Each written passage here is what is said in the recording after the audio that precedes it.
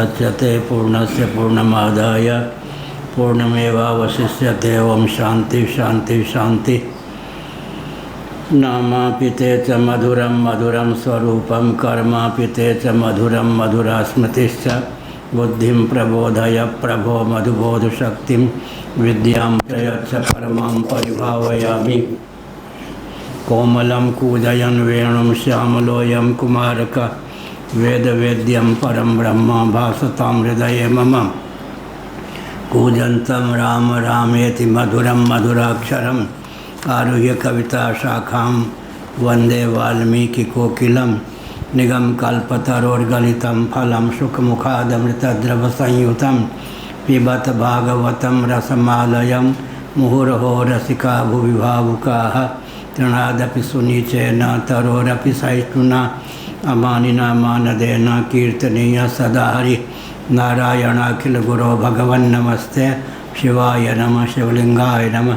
तन्मे मन शिव संकल्पमस्तु सर्वे भवन्तु सुखिनः कान्तु। कौन सी पंक्ति? नीचे से दूसरी पंक्ति। नीचे से हाँ।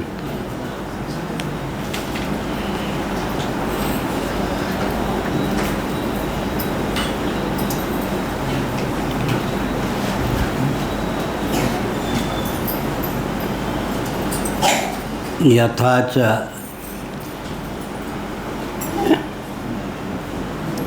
ब्रह्मसूत्र है ना। ब्रह्मसूत्र द्वितीय अध्याय द्वितीय पाद श्लोक 1 भामती टीका पृष्ठ 619।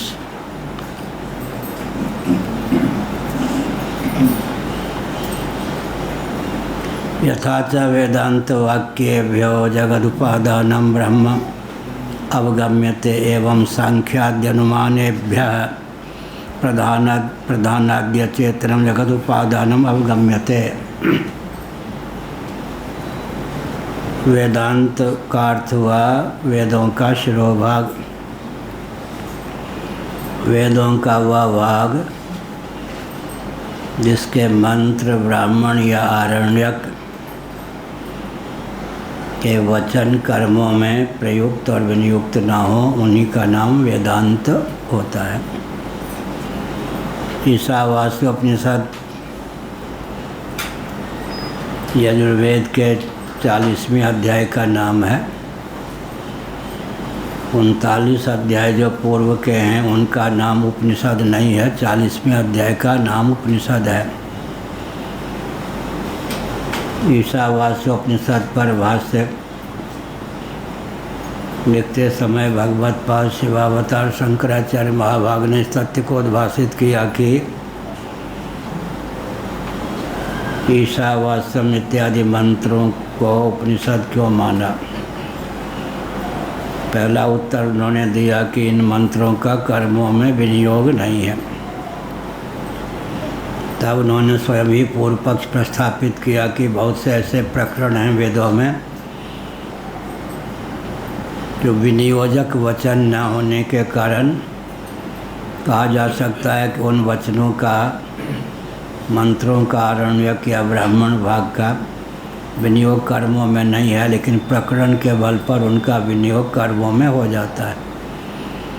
इसका उत्तर शंकराचार्य जी ने दिया कि पहली बात यह है कि इन मंत्रों का कर्मों में विनियोजक वचन सुलभ नहीं है, और दूसरी बात यह है कि जिस स्तर के आत्म तत्व का वर्णन ईशावास्यम इत्यादि मंत्रों के माध्यम से हुआ है, उस स्तर का आत्म तत्व कर्ता भोक्ता नहीं हो सकता।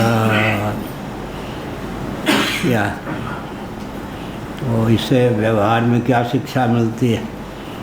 जीवन को सांचे ढांचे में ढाल देना चाहिए जिसका उपयोग विषयी व्यक्ति न कर सकें। क्या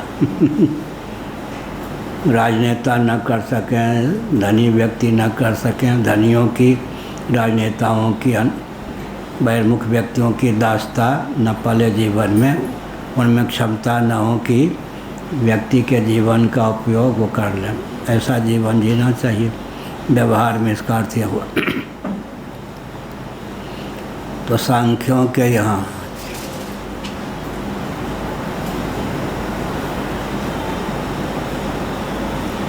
एक कुर्सी खाली है, होता जाके बैठ जाओ। नहीं है, उधर भी है। ये हमारे सहपाठी हैं, मिडिल स्कूल के भी, हाई स्कूल के भी, नारायण। तो नीचे ही बैठेंगे, नहीं वहाँ।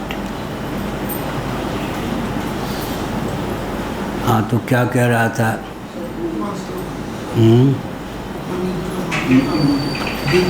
विनियोजक वचन नहीं है। जिस स्तर के आत्म तत्व का वर्णन है, उस स्तर का आत्म तत्व कर्मों में प्रयुक्त और विनियुक्त नहीं हो सकता। व्यवहार में यह शिक्षा मिलती है कि अपना जीवन इस ढंग से ढाले कि विषयी व्यक्ति जीवन का उपयोग और विनियोग न कर सकें। दास बोध के अनुसार मनुष्यों के 4 भेद होते हैं: पामर, विषयी, साधक और सिद्ध। कितने हो गए ध्रुव जी? नहीं, भृगु जी। 4: पामर, विषयी, साधक, सिद्ध। पामर का अर्थ होता है पामर प्राणी, शास्त्रीय मर्यादा का अतिक्रमण करके विषयोपभोग में जो अनुरक्त है उसका नाम होता है पामर। विषयी जीव पाए अधिकारी। विषयी माने शास्त्र की सीमा में विषय लंपटता जिसके जीवन में है उसका नाम हो गया विषयी। साधक जो परमात्मा तत्व की अभिव्यक्ति या प्राप्ति के लिए प्रयत्नशील है उसका नाम हो गया साधक। सिद्ध का अर्थ होता है सिद्धिम प्राप्त यथा ब्रह्म तथाप्नोति निबोध में निष्कर्म सिद्धिम परमाम संन्यासे नाधिगच्छति। साध्य की सिद्धि जिसे हो गई हो सिद्ध है। 4 प्रकार के व्यक्ति हो गए: पामर, विषयी, साधक, सिद्ध। यह हुआ। तो सांख्यों के यहाँ सांख्य या का कौन सी पंक्ति थी? यथा च वेदांत वाक्येभ्यो जगद उपादानं ब्रह्मावगम्यते एवं सांख्यादि अनुमानेभ्य प्रधानादि अचेतनम जगद उपादानम अवगम्यते। सांख्यादि का, सांख्यों का नाम पहले क्यों लिया? प्रत्यासत्तिर विशिष्यते सन्निकट है, क्योंकि नैयायिकों के यहाँ, वैशेषिकों के यहाँ तो त्रिगुणात्मिका प्रकृति ही मान्य नहीं है। उनके यहाँ तो पृथ्वी, जल, तेज, वायु के जो अतीन्द्रिय परमाणु हैं वही आरंभवाद के अनुसार डोनिक इत्यादि के क्रम से बृहद पृथ्वी, जल, तेज, वायु के आरंभक सिद्ध होते हैं। कल कहा था 4 वाद। पहला संयोगवाद, उसके बाद संयोग आरंभवाद, उसके बाद परिणामवाद, फिर विवर्तवाद। 4 वाद होते हैं। ये जो पुद्गलवादी होते हैं, बौद्ध इत्यादि, पृथ्वी, जल, तेज, वायु के परमाणु, उनका पूंजीभूत स्वरूप ही जगत है, ऐसा मानते हैं। वो पुद्गलवादी जो होते हैं उनको संयोगवादी कहते हैं। दूसरे होते हैं आरंभवादी, नैयायिक, वैशेषिक इत्यादि। पृथ्वी, जल, तेज, वायु के जो परमाणु हैं दोनों का आदि क्रम से जगत के आरंभक होते हैं।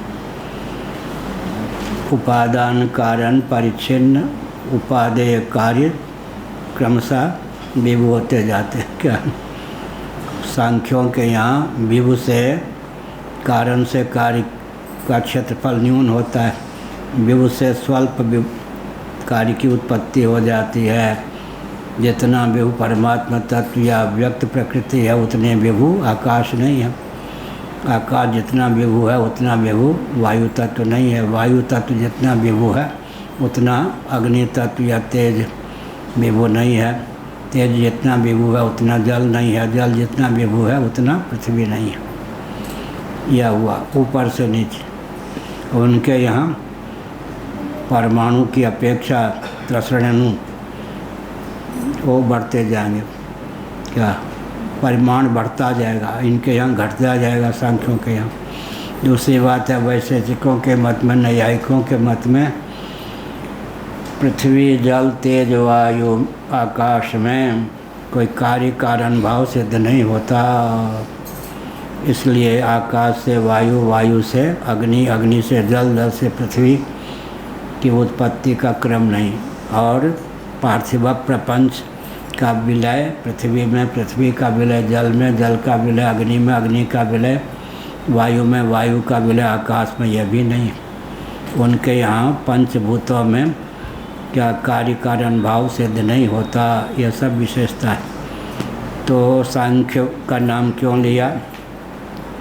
भले ही सांख्यवादी ईश्वर को न मानते हों, लेकिन प्रकृति को उपादान कारण मानते हैं, और कार्य की उत्पत्ति के बाद भी कारण जो उपादान है उसका अस्तित्व बना रहता है। इसका मतलब साम्यावस्था सर्वकाल में टूट जाती है, लेकिन सत्व रजस तमस तीन गुण जो हैं ये बने रहते हैं। यह उपादान कारण बना रहे, उससे उपादेय सन्निकट सविशेष की उत्पत्ति हो जाए, यह एक प्रथा है, विधा है।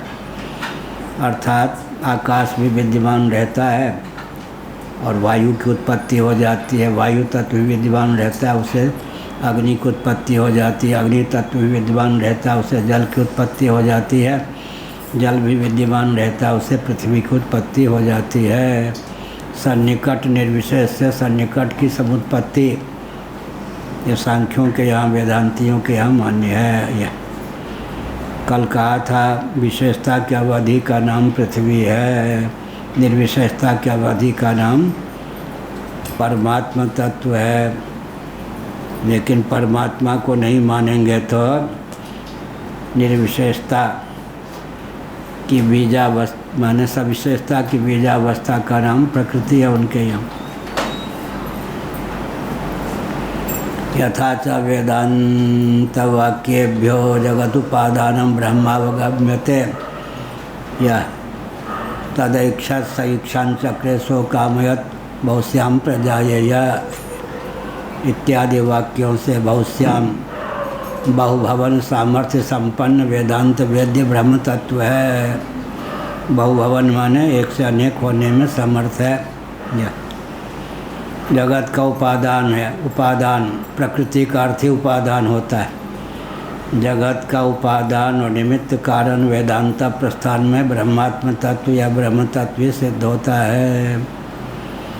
त्वयि ईश्वरे ब्रह्मणि नो विरुध्यते वसुदेव जी का वचन श्रीमद्भागवत में सन्निहित है।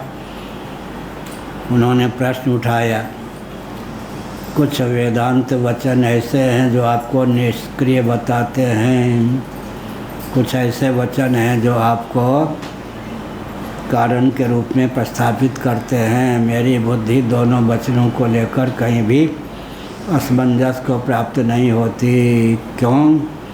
त्वयि ईश्वरे ब्रह्मणि नो विरुध्यते। जब आप मायोपाधिक ईश्वर होते हैं तो जगत कारण के रूप में आप ख्यापित होते हैं। जब आप निरुपाधिक होते हैं तो केवल ब्रह्म के रूप में आपका अंकन होता है। यह तटस्थ लक्षण लक्षित ब्रह्म का नाम ईश्वर है, स्वरूप लक्षण लक्षित ईश्वर का नाम ब्रह्म है। जगत का उपादान ब्रह्म अवगम, ब्रह्म का अवगम होता है, ब्रह्म विदित होता है। सांख्यादि के यहाँ, सांख्यादि क्यों कहा? सांख्य ले लें, योग ले लें, वैशेषिक ले लें, न्याय ले लें। सांख्य और योग में तो उपादान कारण के रूप में त्रिगुणात्मिका प्रकृति को माना गया है। प्रकृति का नाम ही अव्यक्त है, उसी का नाम प्रधान भी है। नैयायिक आदि के यहाँ परमाणु जो हैं पृथ्वी जल तेज वायु के, वे जगत के आरंभक सिद्ध हो जाते हैं। सांख्यवादी परिणामवादी हैं, बौद्धादि जो हैं संयोगवादी हैं, वैशेषिक और नैयायिक जो होते हैं आरंभवादी हैं। और वेदांतियों के यहाँ प्रश्न उठता है कि वेदांती ब्रह्म को का परिणाम जगत मानते हैं या विवर्त मानते हैं। बहुत प्रयास करने पर जगत ब्रह्म का परिणाम सिद्ध होता है। क्या अर्थ हुआ? ब्रह्मोपादानक जगत है, जगत का मूल कारण ब्रह्म है, ब्रह्म का परिणाम जगत है। इसको समझने में ही, सिद्ध करने में ही एड़ी चोटी का पसीना ये करना पड़ता है। जो परिमाण नहीं, परिणाम, ब्रह्म का परिणाम जगत है, ब्रह्म परिणामोपादान है। इस तथ्य की सहिष्णुता प्राप्त हो जाती है तब जगत का ब्रह्म विवर्तोपादान है और प्रधान प्रकृति अव्यक्त परिणामोपादान है। इस प्रकार उपादानद्वय के योग से कार्य सिद्ध होता है। तब पूर्व पक्ष प्राप्त होता है कि एक से काम नहीं चला, आपका दो से काम चला, दृष्टांता सिद्धि नामक दोष की प्रसक्ति तो नहीं है। इसका उत्तर कल दिया गया था। केवल रस्सी तो सर्पधारा माला भूछिद्र आदि के रूप में उल्लसित हो संभव नहीं है। रस्सी हो और रस्सी का ज्ञान हो। ज्ञान और अज्ञान के बारे में कल कहा, निर्विषय ज्ञान और अज्ञान क्या होगा? जब हम कहते हैं अज्ञान तो प्रश्न उठता है किस विषय का ज्ञान, यह तो बताइए। जब हम कहते हैं ज्ञान तो किस विषय का ज्ञान, किस विषय का ज्ञान और किस विषय का ज्ञान ये तो कहना पड़ेगा। तो व्यवहार साधक जो अज्ञान होता है और ज्ञान होता है विषय सापेक्ष होता है। यह हुआ सांख्यादि के यहाँ तो प्रधान आदि जो अचेतन है वो जगत को उपादान हो जाते हैं। पिछले दिनों हमने बताया कि प्रधान त्रिगुणात्मक है। अब प्रश्न उठता है कि यहाँ तो उपादान ही लिखा है, बस आगे पीछे का अवलोकन करें तो जगत का अभिन्न निमित्तोपादान कारण। सांख्यवादी क्या कहेंगे? त्रिगुणात्मक प्रधान है। जब ईश्वर को नहीं मानेंगे तो ईक्षण किसके सर पर बैठेगा? ईश्वर को नहीं मानेंगे तो ईक्षण जाके बैठेगा कहाँ? इसलिए ईक्षण कर्ता भी त्रिगुणात्मक प्रधान ही है और जगत के रूप में परिणत होने वाला भी त्रिगुणात्मक प्रधान ही है। यह ईक्षण किसके द्वारा होगा? परिणाम। तो फिर उत्तर क्या होगा?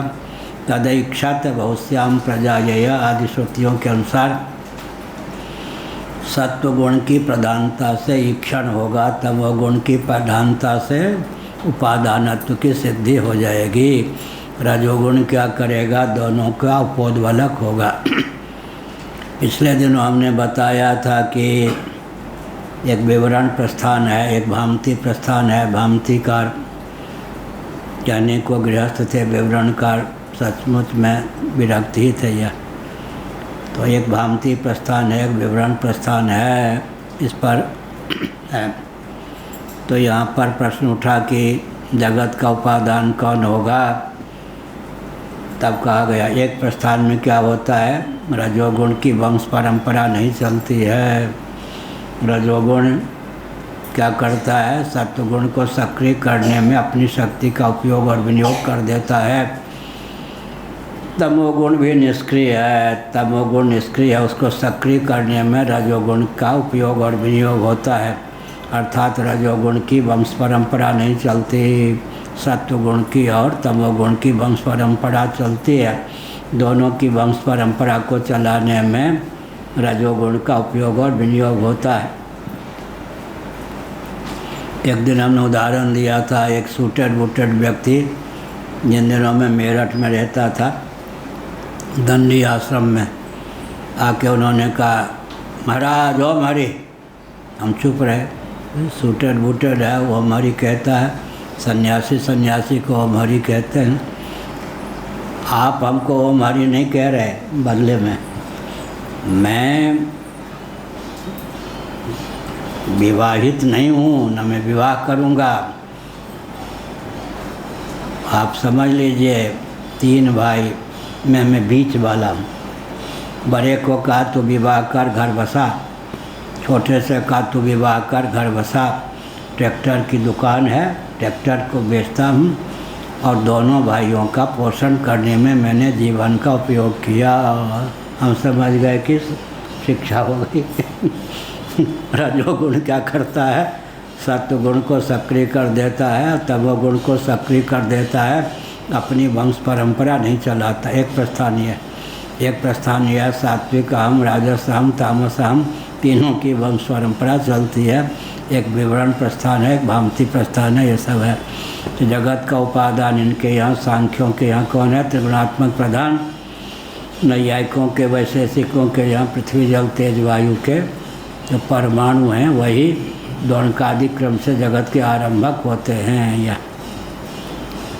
इसलिए हमने क्या कहा, 4 वाद होता है। पहला वाद संयोग, बौद्धों के यहाँ पुद्गल परमाणु पुंजों का जो संयोग है वह एक होता है। कौन सा वाद? संयोगवाद। नैयायिकों वैशेषिकों के यहाँ आरंभवाद, सांख्यों के यहाँ, योगियों के यहाँ परिणामवाद, वेदांतियों के यहाँ विवर्तवाद। यह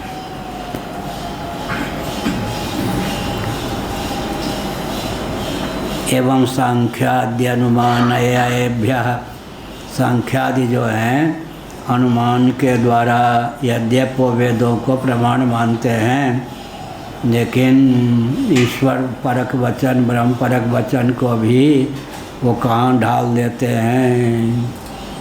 अनुमान के द्वारा प्रधान में डाल देते हैं, ये परमाणु में डाल देते हैं। प्रधानादि अचेतनम जगत उपादानम अवगम्यते, जगत का उपादान विदित होता है इनके यहाँ। न चैतदेव चेतनोपादानम अचेतनोपादानम चेति समुच्चेतुम शक्यम विरोधात्। अब कहते हैं विरोध है क्या? एक चेतन को उपादान मानते हैं वेदांती, एक अचेतन प्रधान को मानते हैं, या पृथ्वी जल तेज वायु के परमाणु को मानते हैं। इसमें समझौता क्या होगा? समुच्चय क्या होगा? ये थोड़े कह सकते हैं बनिया वृत्ति से एक रकम से वो ठीक, एक रकम से ठीक।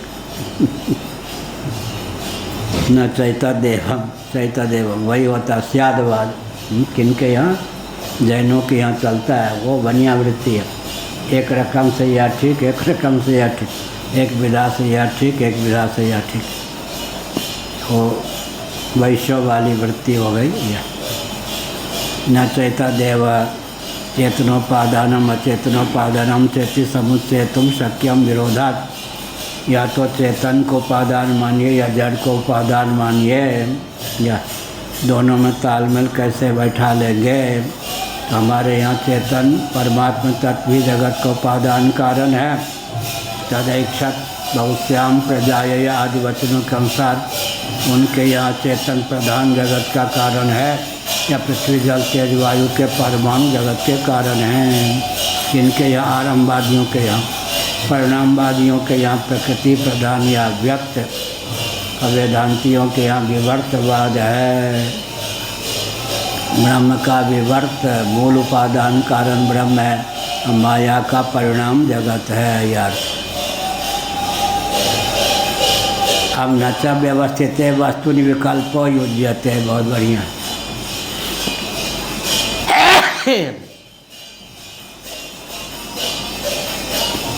व्यवस्थित वस्तु में विकल्प का योग नहीं होता। जो व्यवस्थित विषय है उसमें घट घटई है, पट पटई है, इस तरह से एक रकम से घट एक रकम से पट, ऐसा नहीं। व्यवस्थित वस्तु में विकल्प नहीं है। कर्म में भी ही जौ से या इससे ऐसे इस प्रकार से कर्म इत्यादि में विकल्प होता है। उपासना में विकल्प हो सकता है, और ज्ञान में निर्विकल्पानंद निर्विकल्प होता है। ज्ञान निर्विकल्प यह है। कर्म उपासना में विकल्प होता है, व्रीहि के द्वारा, अमुक के द्वारा, ऐसा भी। तो विकल्प की प्राप्ति शास्त्र की सीमा में कर्मकांड में भी है, उपासना कांड में भी है, लेकिन ज्ञान कांड में दो टूक बात, अमुक अमुक ही है, अमुक नहीं है। बहुत बढ़िया। न च व्यवस्थित वस्तु विकल्पो युज्यते, जो व्यवस्थित वस्तु है उसमें क्या है? विकल्प नहीं माना जाता। दोनों पक्षों का विकल्प नहीं, ऐसा। वो निर्विकल्प है, या तो इसको मानो या उसको मानो, प्रधान को ही मान लिया तो क्या हो गए, अनुमानिक हो गए, फिर शास्त्र की प्रधानता नहीं रही फिर। यह अब बीच में समझौता एक्सप्रेस, केवल ब्रह्मोपादान कारण कैसे होगा, केवल प्रकृति प्रधान या व्यक्त को उपादान कारण कैसे मानेंगे, यह है। तो ब्रह्माधिष्ठित प्रकृति मयाध्यक्षेण प्रकृति सूयते सचराचरम हेतुनानेन कौन्तेय जगत विपरिवर्तते। वेदांत की दृष्टि से यह भी हो जाता है, ब्रह्म कोई शक्ति का नाम ही प्रकृति है, ब्रह्म शक्ति रेव प्रकृति निरालंबोपनिषद। ब्रह्म की शक्ति का नाम ही प्रकृति है। कोई भी शक्तिमान या शक्ति के द्वार से ही कार्य के रूप में उल्लसित विलसित होता है। जैसे कि मृत्तिका है, मृनिष्ठ जो स्निग्धता नाम की शक्ति है, उसके योग से घटाधिकारियों के रूप में उल्लसित विलसित होती है। लेकिन कोई भी शक्ति अपने आश्रय शक्तिवान या शक्ति को अपनी विद्यमानता से सद्वृत्ति करने में समर्थ नहीं। जैसे कि मृनिष्ठ जो स्निग्धता नाम की शक्ति है, वो अपनी विद्यमानता से अपने आश्रय मृत्तिका को सद्वृत्ति करने में समर्थ नहीं। ऐसे ही कोई भी शक्ति अपने कार्यों के योग से भी अपने आश्रय शक्तिमान को सद्वृत्ति करने में समर्थ नहीं। जैसे कि मृनिष्ठ जो स्निग्धता नाम की शक्ति है, वो अपनी विद्यमानता से जहाँ मिट्टी अपने आश्रय को सद्वृत्ति करने में समर्थ नहीं, वहाँ घटादि कोटि कार्यों के योग से भी अपने आश्रय को सद्वृत्ति करने में समर्थ नहीं। इसलिए शक्ति भी मान लेते हैं, विविध प्रकार का कार्य भी मान लेते हैं, फिर भी अद्वैत को कोई हानि या क्षति पहुँचे ऐसी कल्पना नहीं कर सकते। किस नियम के आधार पर? शक्ति स्वयं जहाँ द्वैत का आधान नहीं कर सकती, वहाँ अपने कार्यों के योग से भी द्वैत का आधान नहीं करती। यह शक्ति की क्या है, लोकोत्तर चमत्कृति है। न च व्यवस्थित वस्तुनि विकल्पो युज्यते। दोनों में विकल्प नहीं हो सकता। क्यों है? व्यवस्थित में क्रिया को लेकर विकल्प होता है, क्रिया को लेकर विकल्प होता है। यहाँ व्यवस्थित वस्तु को लेकर विकल्प नहीं होता है। घट है तो घट है, पट है तो पट है, चांदी है तो चांदी है, सोना है तो सोना है, सीपी है तो सीपी है। इस प्रकार से न च आगम बाधित विषयतया अनुमानमेव नोदीयत इति सांप्रतम। यह कहा न च आगम बाधित विषयतया अनुमानमेव, अनुमानमेव, ठीक है, नोदीयत इति सांप्रतम। अब कहा कि उपादानत्वेन प्रधानादि का अनुमान आगम से बाधित है। उपादानत्वेन प्रधानादि का अनुमान आगम से बाधित है। यानी कि आगम का अर्थ क्या हुआ? जब निगमागम कहते हैं तो निगम का अर्थ वेद हो जाता, आगम का अर्थ स्मृति, निगम का अर्थ श्रुति, आगम का अर्थ स्मृति। जब केवल आगम शब्द का प्रयोग करते हैं तो निगमागम दोनों का ग्रहण होता है आगम शब्द से। इसीलिए अगर एक ही शब्द का प्रयोग हो आगम, तो निगम का भी बोध हो जाता है। निगम बोध घाट है ना, कहाँ? दिल्ली में। ब्रह्मा जी को जहाँ वेद स्फुरित हुआ, वो निगम बोध घाट दिल्ली में, यमुना तट पर है। तो वो ये विचित्र बात है। आजकल कोई किसी से पूछे कहाँ गए थे तीर्थ यात्रा में, कौन से तीर्थ? दिल्ली, हंसी हो जाएगी। तीर्थ स्थान को पर्यटन का केंद्र बना देने पर तीर्थ स्थान विलुप्त हो जाता है। जैसे कि बहुत उच्च कोटि का तीर्थ स्थान दिल्ली है, निगम बोध घाट, यमुना तट पर निगम बोध है। लेकिन आजकल राजधानी हो जाने के कारण दिल्ली की यात्रा दिल्ली की मानी जाएगी, तीर्थ यात्रा नहीं मानी जाएगी। कालिका भगवती भी वहाँ प्रतिष्ठित हैं। ये सब होने पर भी इसीलिए बहुत बढ़िया जैनों ने बहुत अच्छा एक कार्य किया। पारसनाथ है ना झारखंड में, उनको केंद्रीय शासन तंत्र ने पर्यटन का केंद्र घोषित कर दिया। 2 जैन मुनि अनशन करके देहत्याग कर चुके, तब मोदी जी को वापस लेना पड़ा, पर्यटन केंद्र नहीं। उन्होंने कहा अपने तीर्थ को हम पर्यटन केंद्र का रूप नहीं देंगे, तीर्थ स्थान को विलुप्त करना हो तो पर्यटन केंद्र बना दें। लेकिन बात क्या, होटल वालों को तो प्रसन्नता होती है, ट्रैफिक वालों को, कार इत्यादि वालों को प्रसन्नता होती है, कोई भी तीर्थस्थली पर्यटन का केंद्र बना दें तो सबको, वाहन वालों को प्रसन्नता होती है, होटल वालों को, पंडे पुजारी आदि को प्रसन्नता होती है।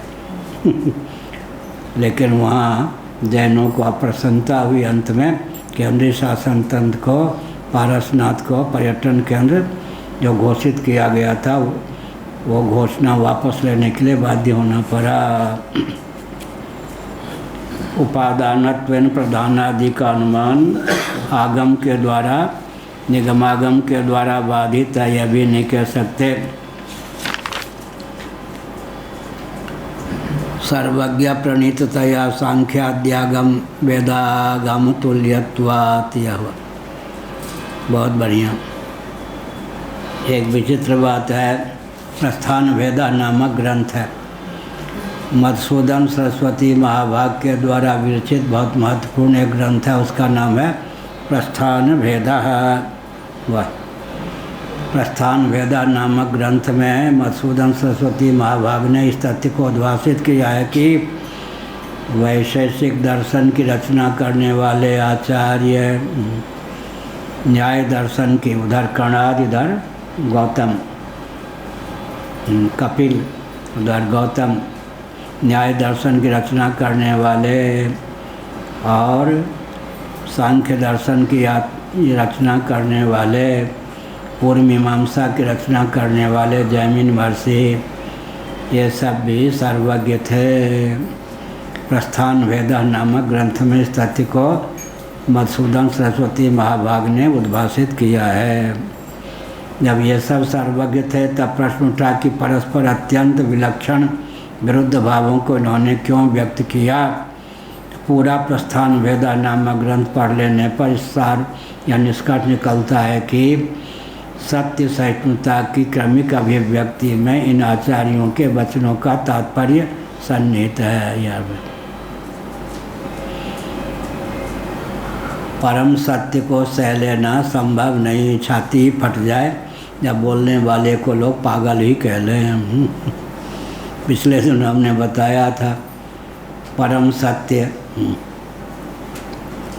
परम सत्य को अगर कोई बोल दे सभा में तो लोग बोलने वाले को पागल या बातूनी कहेंगे। जगत कभी बना ही नहीं, न था न है न होगा, लोग कहें पागल ही है। बट वृक्ष को देख के कहे न बट वृक्ष था न है न होगा, लोग कहें पागल ही है। क्या, इसलिए परम सत्य को, निरावरण सत्य को सब जगह बोलना ठीक नहीं। और बात तो यही है, न था जगत न है न होगा, दिखाई पड़ता है फिर भी कह दिया। कैसे? न था, न आसीत, नास्ति, न भविष्यति। क्यों? तो अब कारण पर विचार के लिए 9 ही प्रकार बताया ना किसने? गौड़पादाचार्य जी ने मांडुक्य कारिका में। सत से सत की उत्पत्ति, सत से असत की उत्पत्ति, सत से सदसत की उत्पत्ति, 3 प्रकार। असत से सत की उत्पत्ति, असत से असत की उत्पत्ति, असत से सदसत की उत्पत्ति, 3 प्रकार। सदसत से सत की, असत की, सदसत की उत्पत्ति, उत्पत्ति के 9 प्रकार होते हैं। विचार करने पर एक भी प्रकार सिद्ध नहीं होता, इसी का नाम अजातवाद है। और लोग कहेंगे बड़ा बातूनी है। फिर कल बताया था कि बातूनी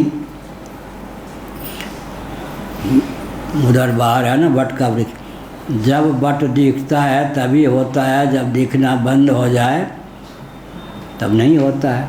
लोग कहें पागल है। जब शरीर दिखता है, भान होता तभी होता है, आगे पीछे नहीं होता।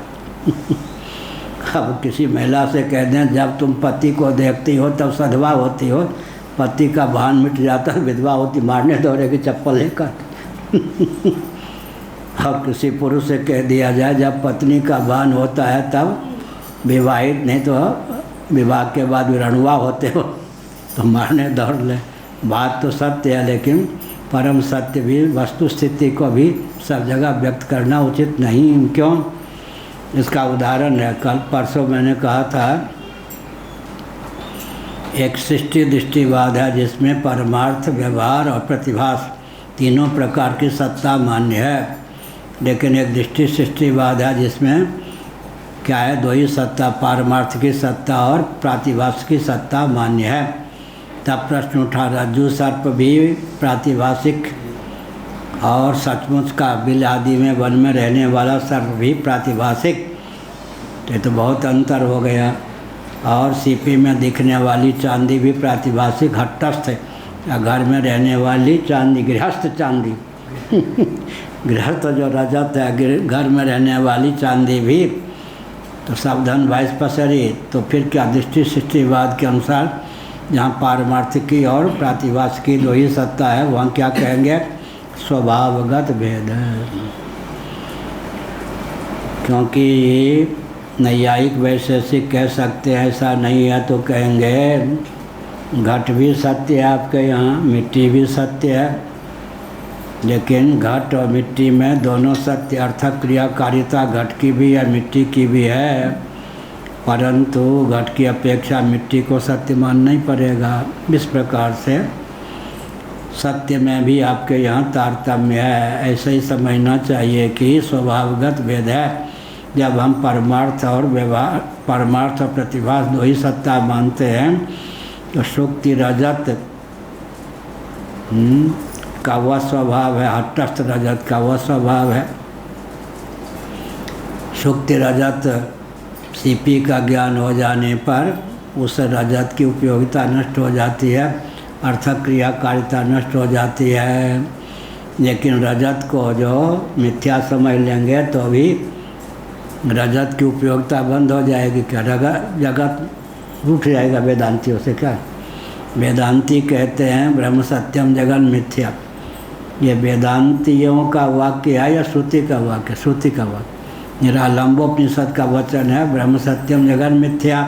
शंकराचार्य ने तो उद्धृत किया है, शंकराचार्य के द्वारा विनिर्मित वचन नहीं है।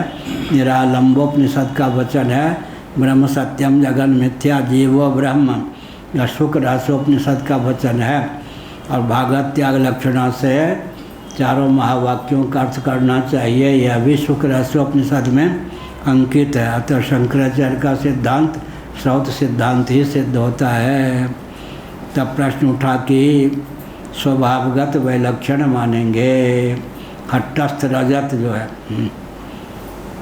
किसी भी वस्तु को मिथ्या समझ लेने पर भी उसकी उपयोगिता तो सिद्ध होती है। जगत को मिथ्या सिद्ध कर जान लिया तो जगत थोड़े रूठ जाएगा।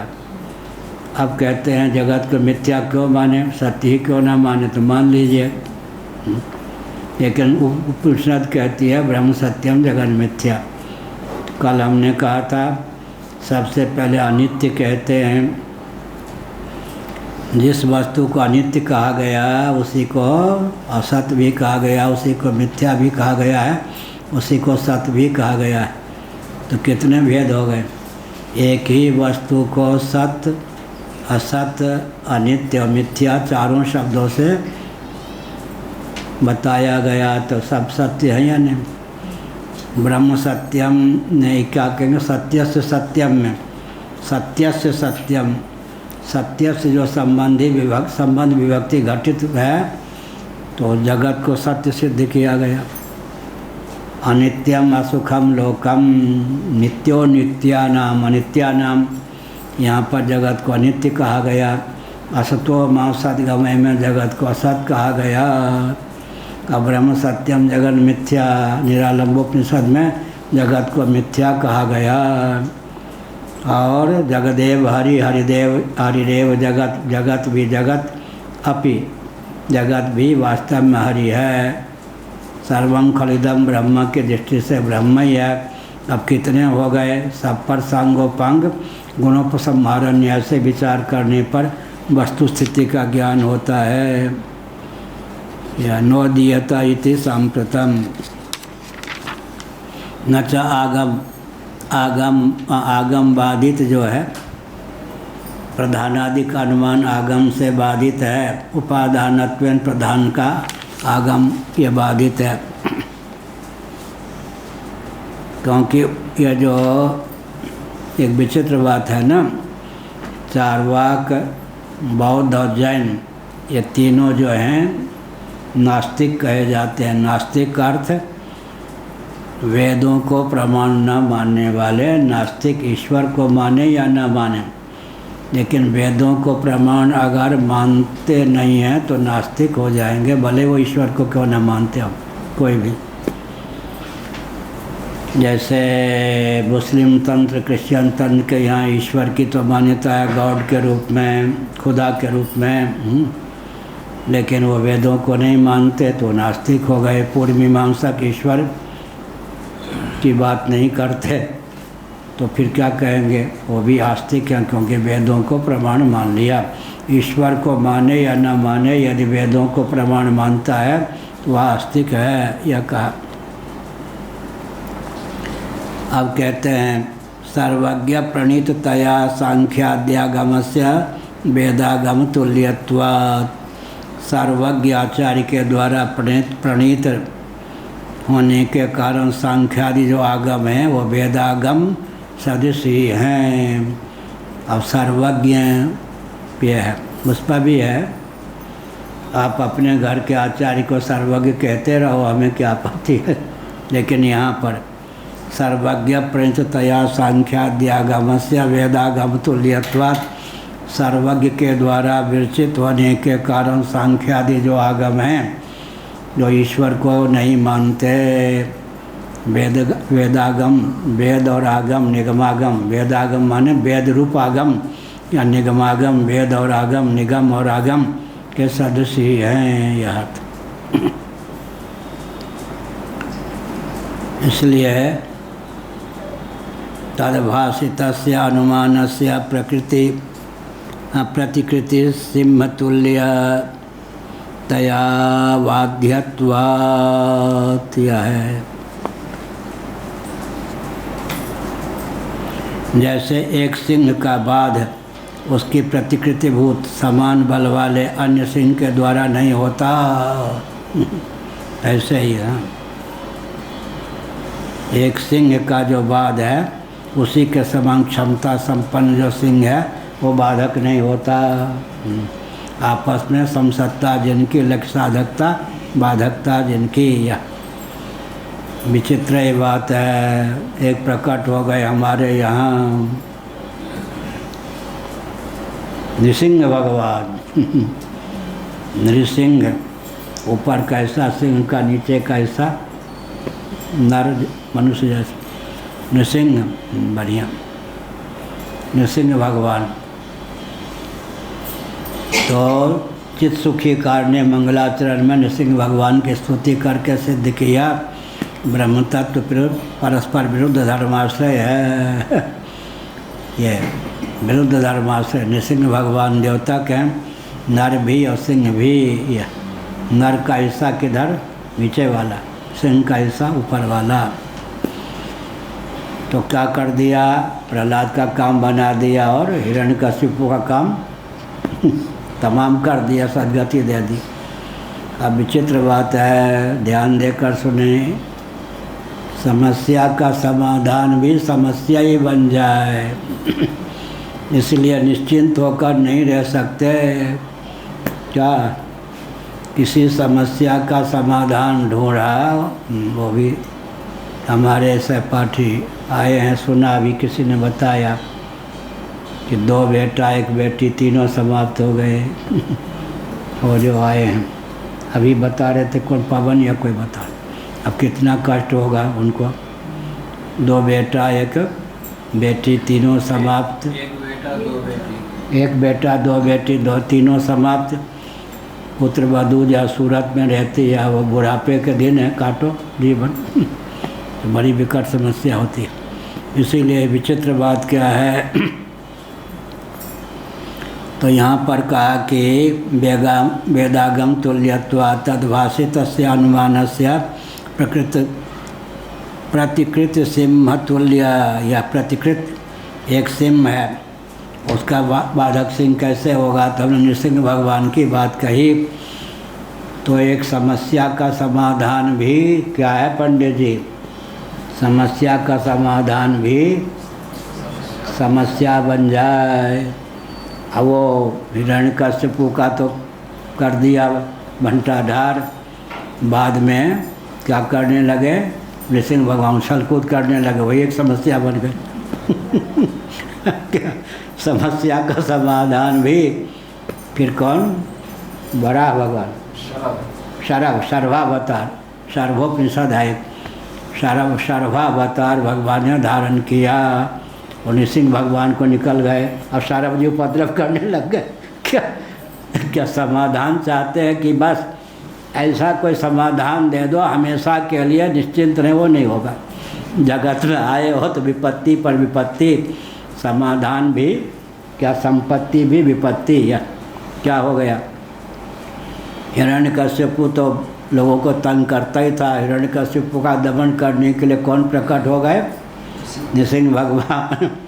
नृसिंह भगवान ने हिरण्यकश्यपु का दमन करके उछल कूद करने लग गए। अब उनका भी, वो भी एक विपत्ति बन गए, और विपत्ति बन गए। सर्वावतार भगवान ने धारण किया, नृसिंह को दबोच लिया और सरव जी उछलने कूदने लग गए।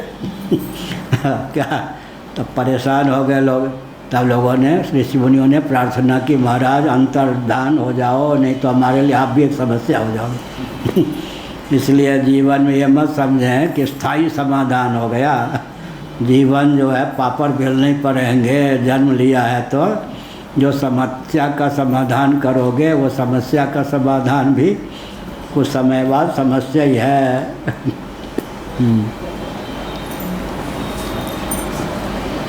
यह हुआ। तो सर्वज्ञ प्रणीततया, बहुत बढ़िया कहा। प्रतिकृत सिंह तुल्य तया वाध्यत्वात्, प्रतिकृत बने समान वाले सिंह जो हैं वो कौन किसका बाधक होगा।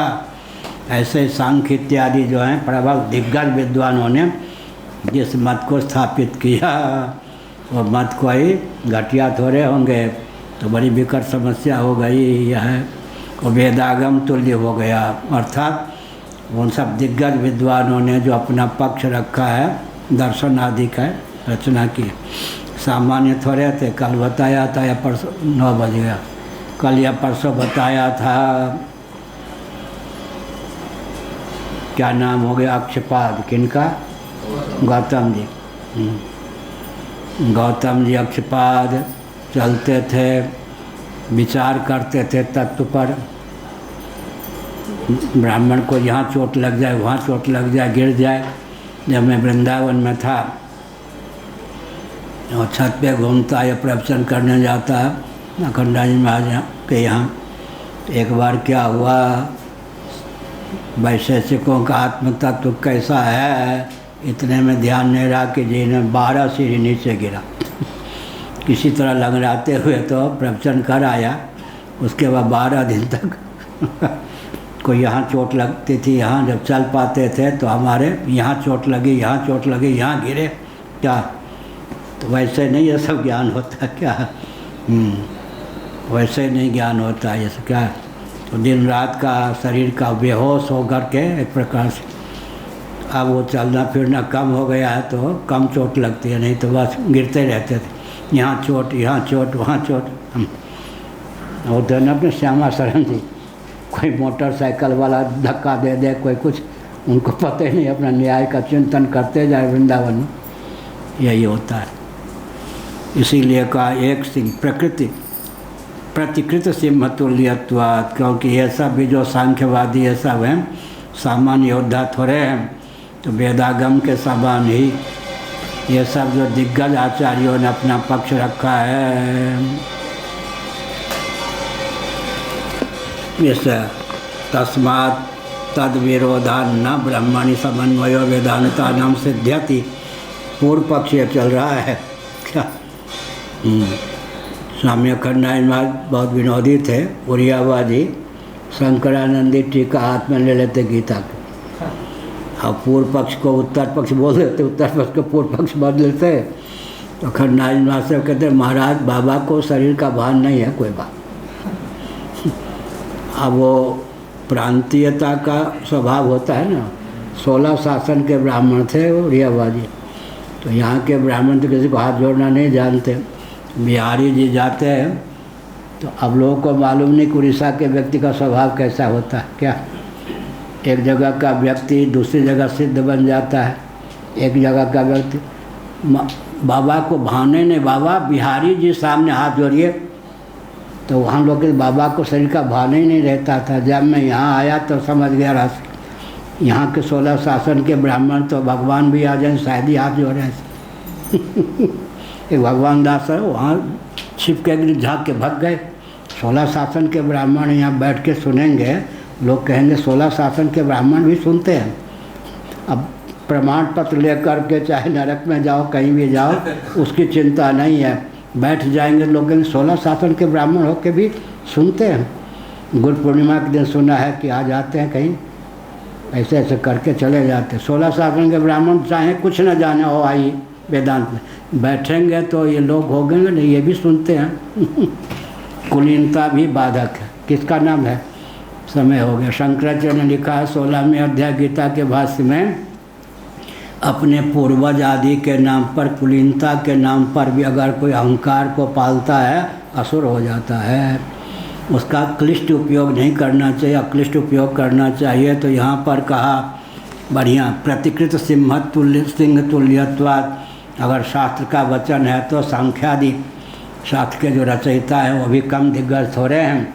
उन्होंने जो सिद्धांत की प्रस्थापना की अपने ढंग से, वो तो फिर सामान्य तो नहीं है। इसलिए कहा तस्मात् विरोधान न ब्रह्मण समन्वय वेदांता नाम सिद्ध्यति। जबकि बात इसीलिए है तो वेदांतों के द्वारा जो ब्रह्म तत्व जगत का उपादान कारण सिद्ध होता है, सांख्य शास्त्र इत्यादि के विरचयिता मनीषियों ने जो बहुत प्रबल युक्तियों के द्वारा प्रधान आदि को ही जगत का उपादान कारण सिद्ध किया है। उन शूर वीर दिग्गज महान भावों के द्वारा प्रस्थापित जो सिद्धांत है वो टक्कर देने वाला है। इससे कैसे कहें कि वेदांतों का पक्ष ही प्रबल है, अर्थात जगत का उपादान कारण प्रधान न होकर के ब्रह्म ही है। ये पूर्व पक्ष स्थापित किया। पूर्व पक्ष प्रस्थापित करने में भी एकदम दृढ़ता का परिचय शंकराचार्य देते हैं, ताकि स्थूणा निखंडन न्याय से उत्तर पक्ष हृदयंगम कर सकें। पूर्व पक्ष इतना प्रबल ढंग से उपस्थापित करते हैं कि सामने वाला व्यक्ति, हमारे पूज्य गुरुदेव अपूर्वाचार्य जी के शास्त्रार्थ की विधा में अंतर।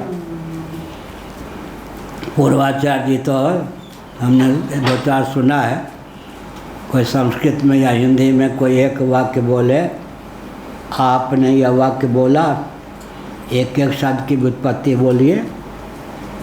अब जो जितने वाक्य वो कोई बोलता है, एक वाक्य में भी वो शब्द की व्युत्पत्ति बता सकता सब कोई। एक वाक्य बोला उसकी व्युत्पत्ति नहीं बता सकते, शास्त्रार्थ करने आ गए।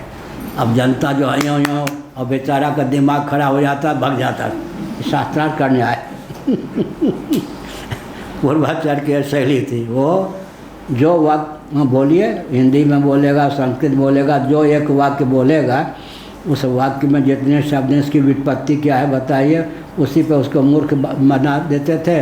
बेचारा सामूहिक सभा में शास्त्रार्थ करते थे ताकि जनता उसको मारने के लिए दौड़े, वो बेचारा भाग जाता था। पूज्य गुरुदेव कहते थे और कुछ आपको कहना हो कहिए, और कुछ कहना हो कहिए, महाराज इतना ही कहना है, अब आप निराकरण कीजिए। आपने जो कहा उसके अतिरिक्त आपको यह भी कहना चाहिए था, यह भी कहना चाहिए था, यह भी कहना चाहिए था।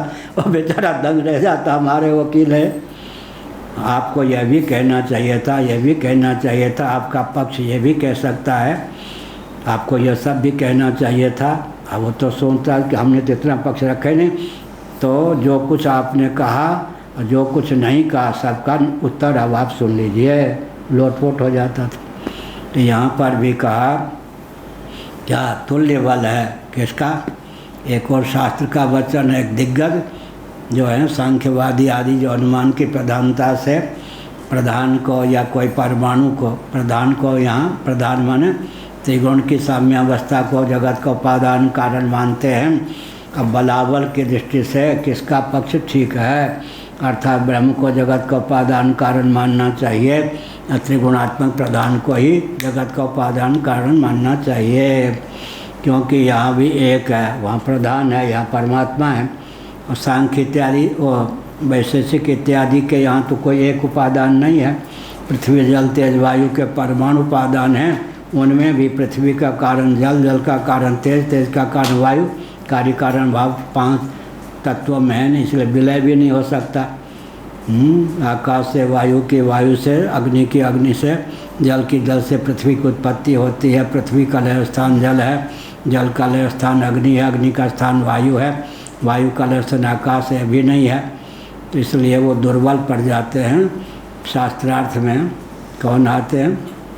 प्रधान मल निवर्हण न्याय से, प्रधान मल को ही रौंद डाला, सब रौंदे हुए हो जाते हैं। कौन?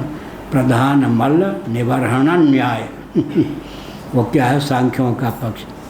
श्री राम जय राम जय जय राम, श्री राम जय राम जय जय राम, श्री राम जय राम जय जय राम, श्री राम जय राम जय जय राम। हर हर महादेव।